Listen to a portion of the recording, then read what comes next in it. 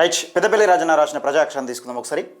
రాష్ట్రంలో రాజకీయాల వేడి బగ్గుమంటుంది, బీసీల ఐక్యత రాగము గుప్పుమంటుంది, ప్రజలు కొత్త నాయకత్వాన్ని కోరుకుంటున్నట్లు స్పష్టమవుతుంది. అధికార మార్పిడి, బీసీల ప్రభుత్వం ఏర్పాటుకు సంపన్న కులాలు సంఘటితం అవుతున్నారు. 78 ఏళ్ల పరిపాలనలో విసిగిపోయిన ప్రజలు రాజకీయాల్లో మార్పు కోరుకుంటున్నారు.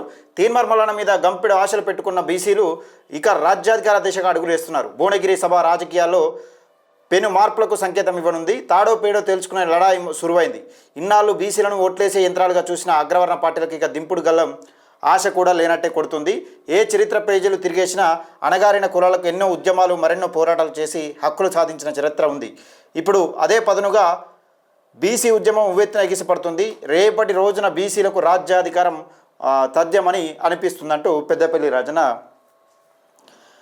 జూలై 5వ సభను ఉద్దేశించి రాజకీయాలు నిజంగా బీసీలు రాజకీయాలకి రావాలి అనే ఒక మాటనైతే బలంగా వినిపిస్తూ ఉన్నాయి. తెలంగాణ రాజకీయాలలో, రాష్ట్ర రాజకీయాలలో మార్పు రావాలి. ఈ అగ్రకులాల పార్టీలు ఏవైతుంటే వీళ్ళకి స్వస్తి పలకాలనే నేపథ్యం అయితే ఉన్నది.